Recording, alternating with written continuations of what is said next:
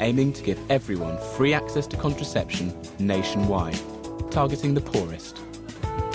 But it faces powerful opposition. This is a painter's idea of one of the poorest sections in Manila. I bought this when I was mayor, to remind us exactly what is the challenge. We have to give these people a better life. Manila has a very rough, poor section, and this is what it portrays. But you can see they're very happy. Lito Atienza used to be the mayor of Manila. He was responsible for the ban on contraception in public health clinics.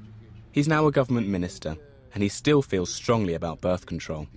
The reproductive health bill is kind of quite reasonably advanced stages at the moment. Tell me, how do you feel about it? I'm not for it. I'm against it, because it will start the process of affecting the Filipinos' mindset on life. Our values will be changed because of that. And I would rather that the Filipinos remain pro-life and God-fearing and strong Christians, Catholic Christians. And to me, that is the best way to look at our problems today and in the future. The ban only affects public health clinics, and while you can still buy contraceptives from private shops, many Filipinos can't afford to pay. A recent survey suggested that 63% of Filipinos want this health bill to be passed. It's not an argument that cuts much ice with the ex-mayor. Don't you think this reproductive health bill is being introduced because it's what the people want? It's not a matter of what the people want. Leaders must decide on what is really good for the people. And the reproductive health bill will only open the floodgates to Filipinos embracing eventually the kind of lifestyle that is destroying the Western world. Divorce, gay marriages, abortion, all of these are destroyers of the family.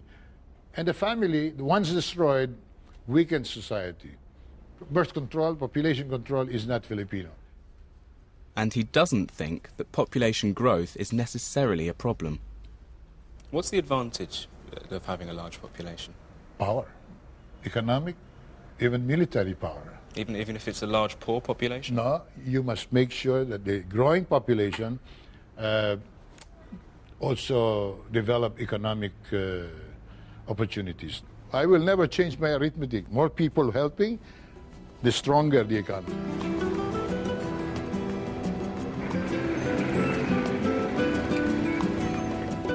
While the economy is growing, the country is still plagued by poverty. Nearly half of all Filipinos live on less than $2 a day. April's dad can't find work, and her mum Josie is the main breadwinner. She sells household goods like soap powder on the streets of Manila.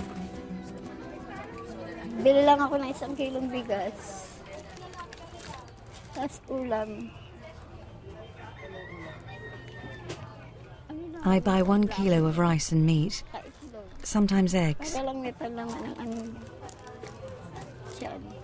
so that there's something to go with the rice.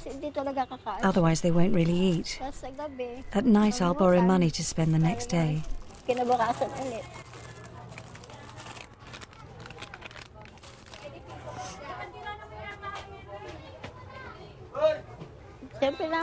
Of course I feel so sorry for the children. Even if they still want to eat, you have to say, that's enough. Think about your brothers and sisters. I don't eat with them because if I eat with them, there won't be enough for everyone.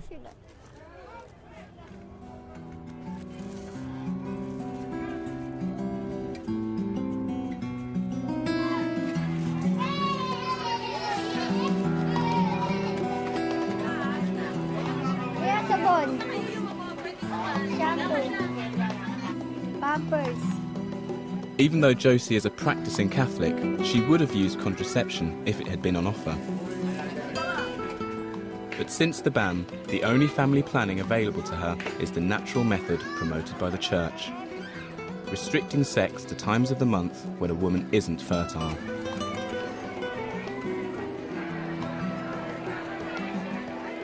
The church plays a major role in providing healthcare and social support in poor areas of Manila.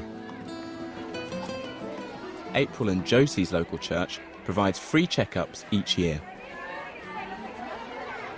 Human life starts at fertilization. The local priest is well aware of the pressures a large family can have on young married couples.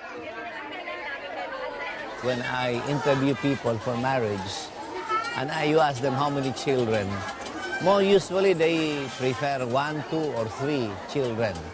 Not anymore more than that, because the times are difficult. In fact, in our program, before you get married, we also teach them family planning. And I personally, if there is nobody, I give the natural family planning method. Do you think that people in these kinds of communities really have the education and in many cases the time to be able to properly implement natural family planning?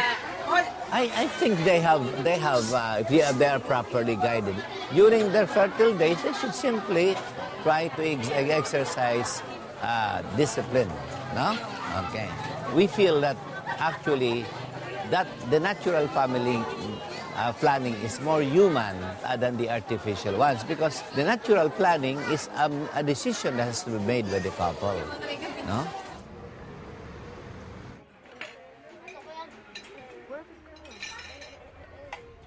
Josie has managed to make enough money from selling soap to buy the family rice and fish. She's surviving. Tomorrow, it starts all over again. Josie's relentless routine leaves her exhausted.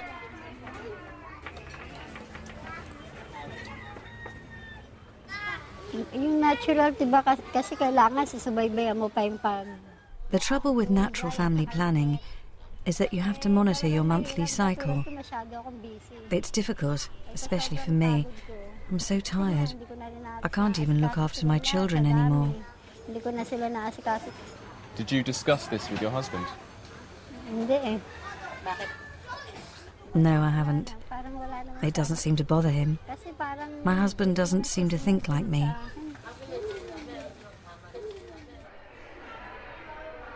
Across town, April's at college. She's lucky. Her grandmother helps to pay for her tuition. I don't want to have the same life my mum's had. What has happened to her? I don't want it to be repeated in my life. It's a lesson for me. We don't know where to get food to eat, and we never know what the next day will bring, or how my mum will be able to pay back the money she has borrowed. It upsets me that they had such a big family, and they can't support us.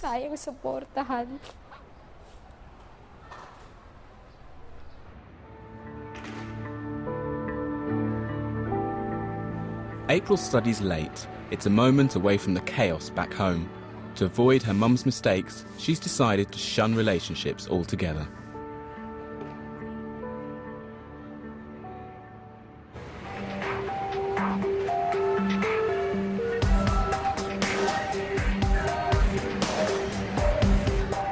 The reproductive health bill doesn't face an easy passage. The Catholic Church is forcefully campaigning against it. As well as its moral position, the Church does not believe that poverty is caused by a growing population. It says poverty is caused by bad government, and it's been prepared to use its power to tackle corruption in Filipino politics.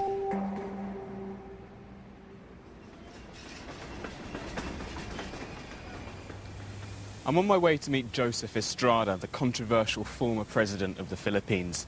He was known to have had a number of mistresses holed up in luxury apartments all over the country, and eventually he was convicted of plundering government coffers.